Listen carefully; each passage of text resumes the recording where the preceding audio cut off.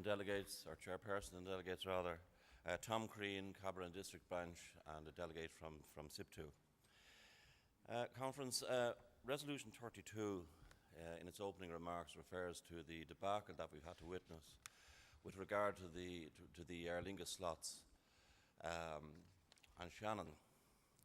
And unfortunately with that as well, we've had the sight of the very people who voted the privatisation and caused the problem in Shannon, donning the masks and presenting themselves as saviours for Shannon, when in actual fact that they were the root of the problem.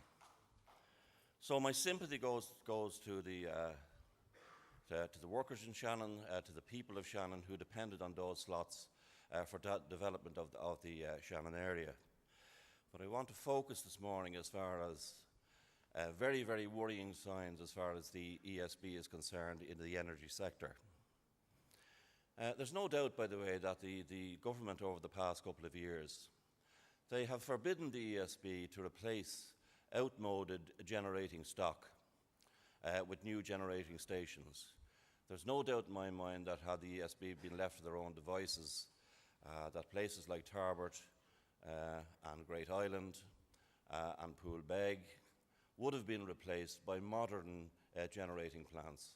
Unfortunately, they have to have been kept open in their present state, which it is openly admitted is dilapidated.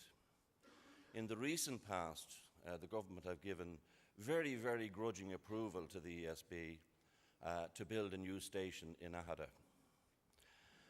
And you have to question as to why this is happening. The government have spent considerable effort in trying to attract new generators into the whole arena over the past couple of years. With a small few exceptions, they have failed to do so, even to the extent that our generating capacity has run very, very, very, very close to brownouts, if not blackouts. But there is a recklessness on the part of the government to have their way. Now, there's no doubt about it, what they're trying to do is to reshape the electricity market, to reduce the role of the ESB, and to make it more amenable for competitors to come in. Now, if the ESB was an inadequate company, if it had failed in its task, but the reality is that the ESB have sold its wares in the design and building of power stations, in advice and construction of transmission systems, and they have in actual fact earned considerable sums of money for this country in over 100 countries in the world through ESBI. They are a formidable force in the international electricity business.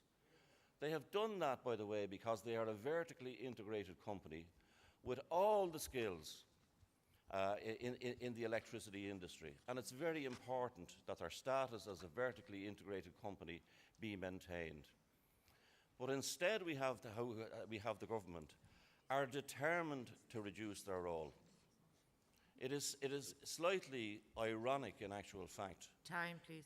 that a Scottish company who announced it was coming into the electricity market as a supplier on the day before the All-Ireland electricity market was established, that the ESB are constructing a new power station for them in Britain. It would seem that practically the whole world, that every government in the world has the confidence in the ESB to build and advise on its electricity infrastructure, the only exception being its own government, who are determined to hold that company below the waterline. There is an agenda at stake here, and I hope that our spokesperson on energy will take up this issue and will forcibly put this new Green Minister under pressure. And lastly, comrades, I'd like to say that nobody in the electricity industry in Ireland, including the trade unions, are afraid of competition. But competition must be fair. Please, there must be a level playing field, and the government should not be able to abuse the electricity market to suit outsiders and to cause ruin to the ESB. Thank you, Congressman.